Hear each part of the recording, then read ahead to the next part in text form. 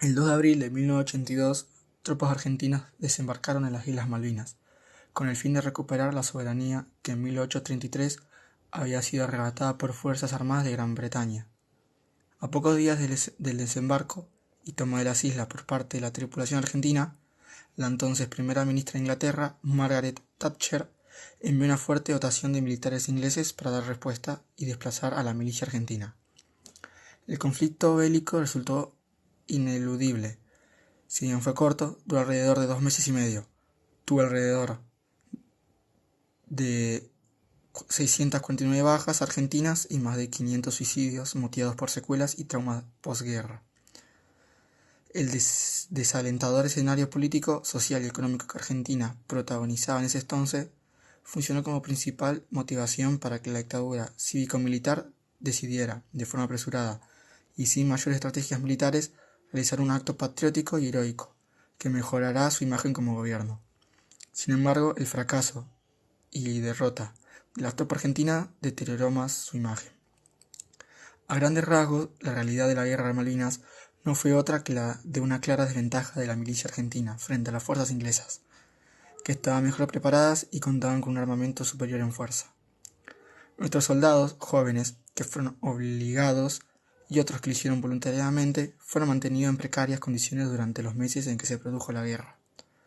La falta de comida, de armamento, de comunicación, de directivas claras y coordenadas precisas fueron moneda corriente para una misión de semejante calibre.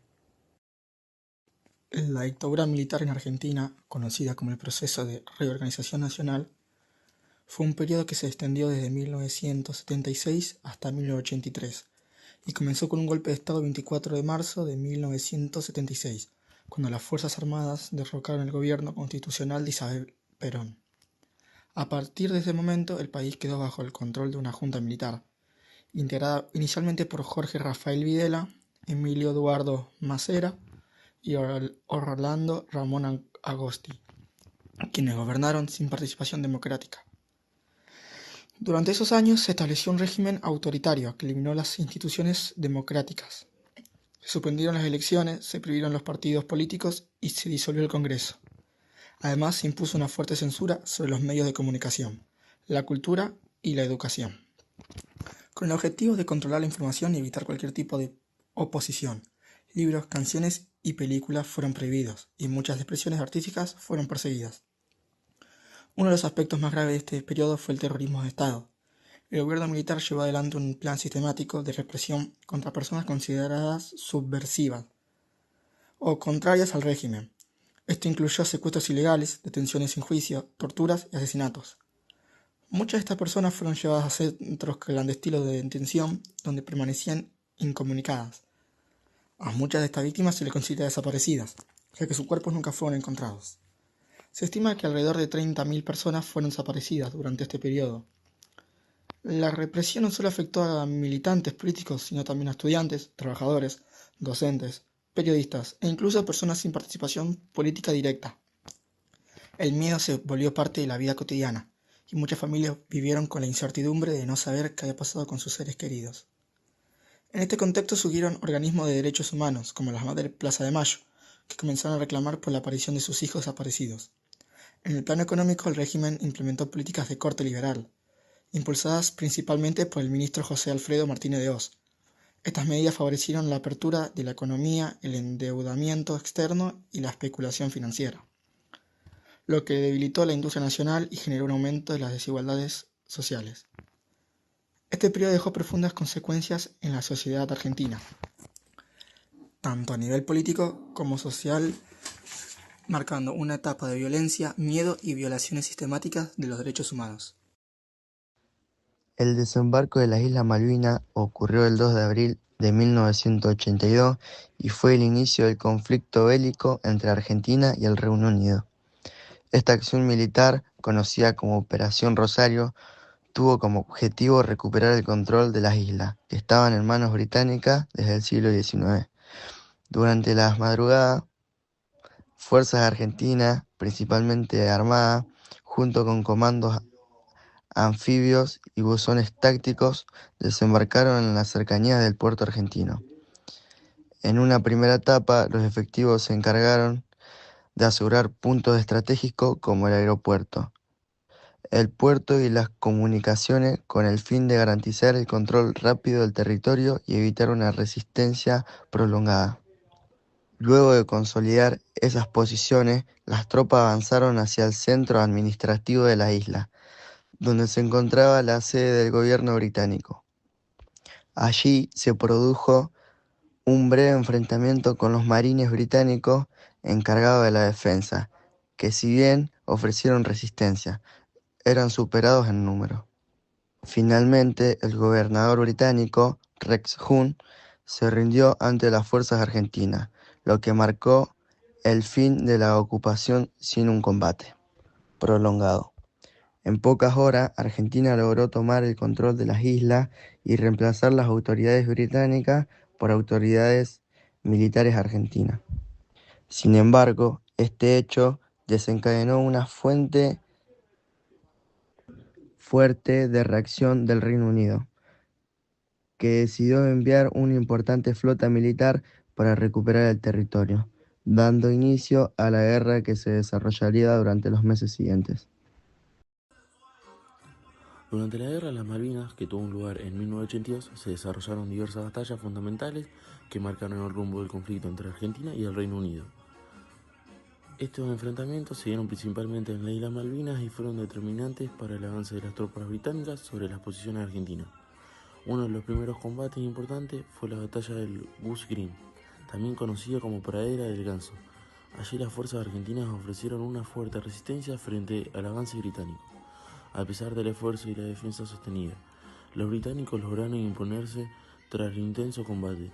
Esta victoria fue significativa para el Reino Unido, ya que fortaleció la moral de sus tropas y consolidó su avance en el territorio.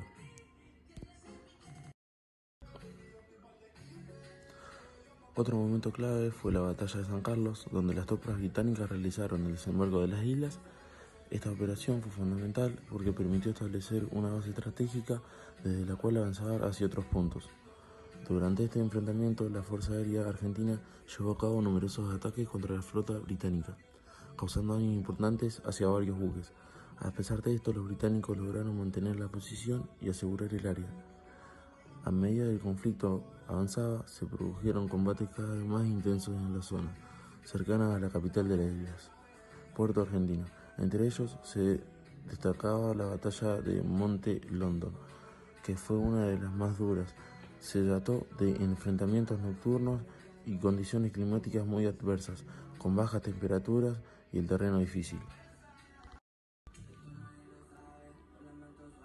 Las tropas argentinas resistieron con firmeza, pero finalmente las fuerzas británicas lograron tomar el control del lugar. En esa misma etapa final también se desarrolló la batalla del Monte Tumbledown, otra posición estratégica clave para la defensa de la Argentina. Allí se produjeron combates muy intensos y su caída dejó las fuerzas argentinas en una situación muy comprometedora, ya que se trataba de uno de los últimos puntos defensivos importantes ante la capital. Por último, la batalla de Busch-Reich fue uno de los enfrentamientos finales del conflicto. En estas instancias, las tropas británicas lograban avanzar sobre las posiciones argentinas restantes, consolidando su dominio en la zona y dejando prácticamente sin posibilidades de defensa las fuerzas argentinas.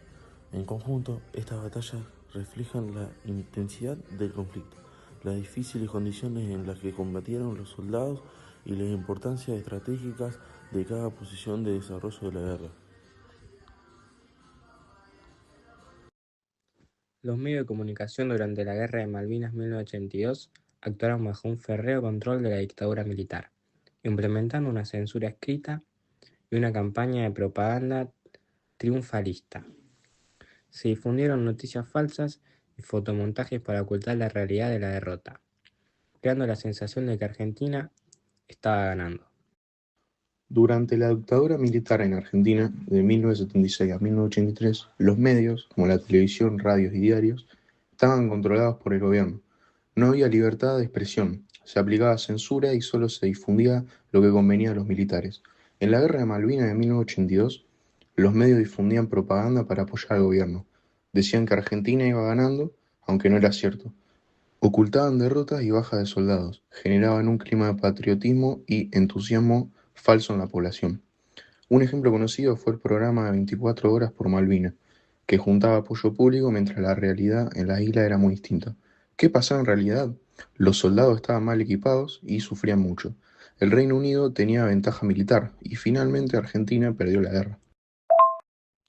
Este control se ejercía a través de organismos estatales, que supervisaban lo que se publicaba en diarios, radios y canales de televisión. Los periodistas no podían informar libremente desde las islas, y muchas veces las noticias eran redactadas directamente por fuentes militares. Frases como "estamos ganando" se volvieron comunes en los medios, generando una percepción distorsionada de lo que realmente estaba ocurriendo en el conflicto de la Guerra de las Malvinas. Además, se ocultaban las bajas argentinas y las dificultades que enfrentaban los soldados, como el frío extremo, la falta de equipamiento adecuado y los problemas de abastecimiento. En lugar de eso se mostraban imágenes o relatos que buscaban mantener alta la moral de la población y sostener el apoyo al gobierno militar. Incluso algunos medios publicaron fotografías manipuladas o informaciones exageradas sobre supuestos triunfos militares. La televisión y la radio jugaron un papel central en esta estrategia, ya que eran los principales medios de comunicación de la época. Programas especiales, comunicados oficiales y discursos reforzaban el mensaje del gobierno.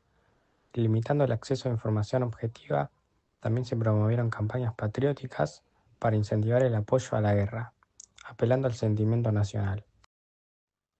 Por otro lado, los medios internacionales ofrecían una visión muy distinta de lo que estaba ocurriendo, lo que generaba una brecha entre la información que recibía la población argentina y la realidad del conflicto. Sin embargo, el acceso a esas fuentes era limitado dentro del país. En conjunto, el rol de los medios durante la guerra fue fundamental para sostener el discurso oficial de la dictadura, influyendo en la opinión pública y ocultando gran parte de la realidad que se veía tanto en el frente de batalla como en el país. La Guerra de las Malvinas terminó con la derrota de Argentina frente al Reino Unido en junio de 1982, cuando las tropas argentinas se rindieron. Como consecuencia, el Reino Unido mantuvo el control de las islas, mientras que en Argentina la derrota aceleró la caída de la dictadura militar y dio paso al regreso de la democracia en 1983. Además, dejó un fuerte impacto social, político y emocional, que sigue presente hasta el día de hoy. A esto se suma que la derrota generó una profunda crisis en las Fuerzas Armadas, debilitando su poder y legitimidad ante la sociedad. También impulsó un proceso de revisión histórica y autocrítica sobre el conflicto, conocido como desmalvinización, aunque con el tiempo se revalorizó el reconocimiento de los excombatientes. En el plano internacional, Argentina continúa reclamando la soberanía de las islas por vías diplomáticas, mientras que el conflicto marcó un antes y un después en la política exterior del país. Por otro lado, la guerra dejó consecuencias económicas importantes, ya que agravó la crisis que atravesaba el país en ese momento. También fortaleció en la sociedad argentina el reclamo por los derechos humanos y la necesidad de terminar con el autoritarismo. Con el paso del tiempo, la memoria de la guerra se mantuvo viva a través de actos, homenajes y el reconocimiento a los caídos y veteranos, consolidándose como un hecho clave en la historia reciente argentina. La desmalvinización es un proceso que pasó en Argentina después de la Guerra de Malvinas, donde básicamente se intentó bajar el tema de la guerra y a todo lo relacionado con Malvinas. Se dio sobre todo en años posteriores, principios de los 80, y consistió en evitar hablar mucho del conflicto, dejar en segundo plano a los excombatientes y tratar de despegar a la sociedad de lo que había hecho la dictadura. ¿Por qué pasó? Porque la guerra estaba muy ligada a la dictadura militar, entonces al volver a la democracia, la gente no quiso tomar mucha distancia de eso. El problema es que eso hizo que muchos veteranos quedaran medios olvidados y que el tema no se tratara como correspondía durante mucho tiempo. Además, durante este proceso hubo una falta de políticas de Estado para asistir a los excombatientes, lo que provocó situaciones de abandono, dificultades económicas y problemas de salud física y psicológica en muchos de ellos. Recién, con el paso de los años, empezó a cambiar esta mirada y se fueron impulsando medidas de reconocimiento como pensiones, homenajes y actos oficiales. También se fue reconstruyendo la memoria colectiva sobre la guerra, diferenciando cada vez más entre la causa de Malvinas, que sigue siendo un reclamo histórico de soberanía, y el uso político que hizo la dictadura del conflicto. Hoy en día, la sociedad argentina tiende a valorar más a los veteranos y a mantener viva la memoria del conflicto, dándole un lugar más importante en la historia reciente del país. Por otro lado, la desmalvinización también estuvo presente en los medios de comunicación y en la educación, donde durante varios años el tema se trató poco o de manera superficial. Con el tiempo esto fue cambiando, incorporándose más contenidos en las escuelas y generándose espacios de reflexión y memoria. De esta forma el proceso fue evolucionando desde el silencio y el olvido hacia una etapa de mayor reconocimiento, debate y valoración tanto de los excombatientes como de la importancia histórica del